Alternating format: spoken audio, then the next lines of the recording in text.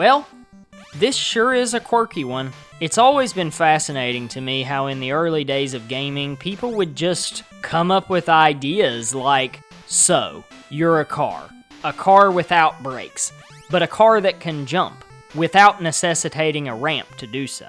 You have to fill in tiles across multiple elevation points with a famous city landmark in the background. Your enemies are other cars that you can take out with oil cans. And also cats are your enemy, and they are invincible. And then those same people would successfully convince higher-ups at the company to spend money on that game's development, and it would get commercially released. That's what happened with City Connection anyway. It's an arcade game that eventually received the NES port that you're currently looking at.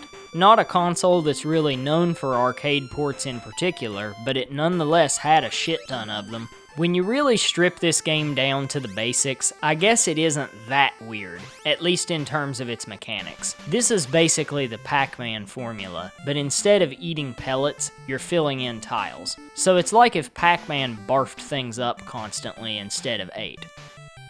Okay, disregard what I said about it not actually being that weird because, yeah, this is weird as fuck. But does it sound simple? It does, and it is. But that doesn't make it easy. This is one of the most deceptively difficult games I've ever played, and unfortunately, a lot of that difficulty is extremely unfair. It really sucks to jump straight into one of those cats that you can't be reasonably expected to anticipate before you jump, and while you can adjust your trajectory while you're going down, you can't while going up.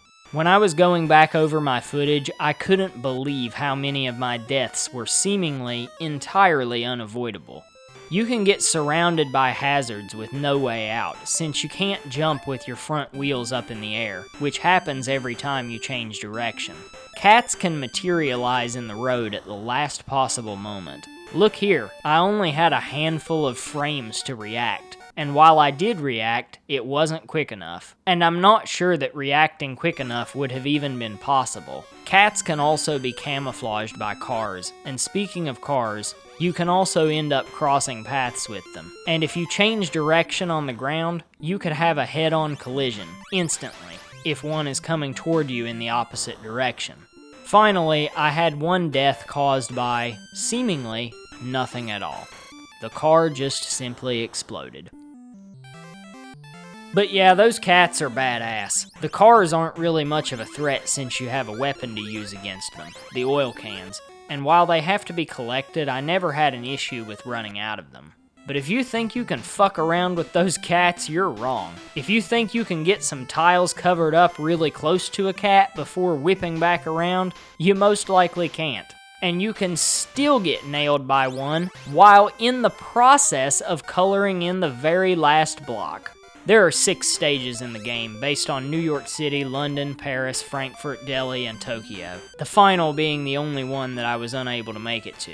The original arcade machine had more levels, but this is a game you could have at home without having to feed an endless amount of quarters to, so this is what you get. If you manage to complete them all, unlike me, it'll of course loop. One of the underrated difficulties is how much more challenging it becomes to climb upward as the game goes on, due to how the platforms are laid out. It's generally in your best interest to attack high ground first and work your way down.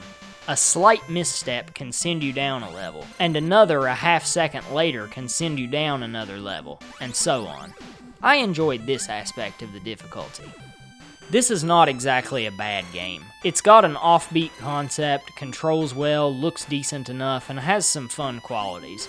It's very unfortunate that the barrage of cheap deaths kinda ruined it for me, or at the very least, put a hard cap on the amount of enjoyment that I could personally derive from it. Along with that goddamn music. Yeah, I haven't mentioned that. Listen to all these high-pitched wails.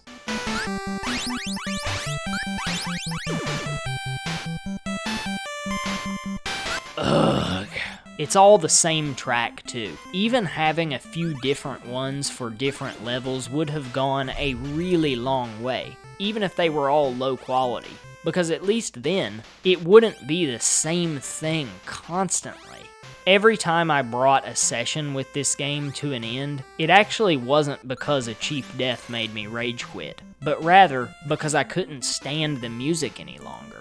This has been a Leaky Faucet review, and I hope you've enjoyed it. If so, I'd appreciate a thumbs up and for you to subscribe and ring the bell if you'd like to keep up with future videos. Down in the description is a link to buy me a coffee if you'd like to support the channel financially. If not, I want you to know that even by simply clicking on my videos, and especially by hanging around to the end, you're supporting me, so thank you for watching. It means a lot. Have a great rest of your life and game on.